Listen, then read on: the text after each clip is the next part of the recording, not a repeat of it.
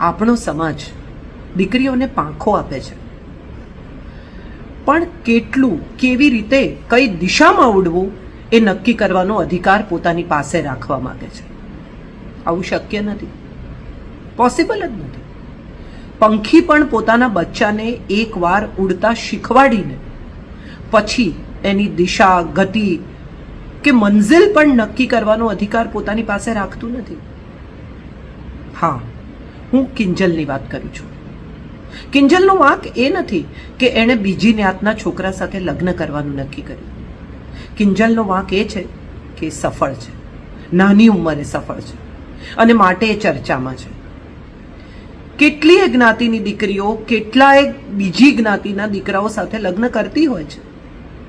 કિંજલ ચડી છે ચર્ચાના ચકડોળે કારણ કે એ સક્સેસફુલ છોકરી છે અને નાની ઉંમરે સક્સેસફુલ છે. પોતાની મહેનતથી, પોતાની ટેલેન્ટથી સક્સેસફુલ છે. દુનિયાની દરેક સફળ સ્ત્રી ક્યાંક ને ક્યાંક પોતાનો નાનકડો ટેક્સ ચૂકવવો જ પડે છે. હું પણ એનો હિસ્સો છું અને બીજી કેટલીય સ્ત્રીઓ હશે. એક સ્ત્રી સફળ થાય એટલે સમાજ એની સફળતામાં પોતાનો અધિકાર માંગે છે. એ જ્યારે સંઘર્ષ કરતી હોય, મહેનત કરતી હોય, આગળ આવવાનો પ્રયત્ન કરતી હોય ત્યારે એના સપોર્ટમાં કોઈ ઊભું નથી રહેતું, પણ સફળ થઈ જાય તો એના 100 હકદાર હોય છે. કિંજલે જે છોકરા સાથે લગ્ન કરવાનું નક્કી કર્યું, ધ્રુવિન શાહ, એક સમજદાર, પ્રેમાળ, સારો છોકરો, એક વ્યવસ્થિત પરિવારમાંથી આવતો, ધાર્મિક અને વ્યવસ્થિત, વેલ સેટલ છોકરો. તો એમાં એણે શું ખોટું કર્યું છે? અને ધ્રુવીને ક્યાં જન્મ લેવો એ ધ્રુવીનને પૂછવામાં નહોતું આવ્યું. એ બીજી જ્ઞાતિનો છે એટલો જ એનો ગુનો. આપણે કઈ સ્થિતિમાં, ક્યાં, કઈ દિશામાં જઈ રહ્યા છીએ? જ્ઞાત બાર તો નરસિંહ મહેતાને મૂક્યા હતા Kinjal.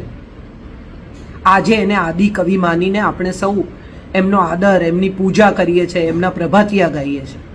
It's all right, it's your life.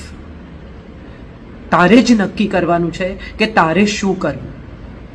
બીજા લોકો જે પણ વિચારતા હોય, કદાચ તારા ભલા માટે જ વિચારતા હોય તો પણ નિર્ણય તારો છે, પરિણામ તારે ભોગવવાના છે.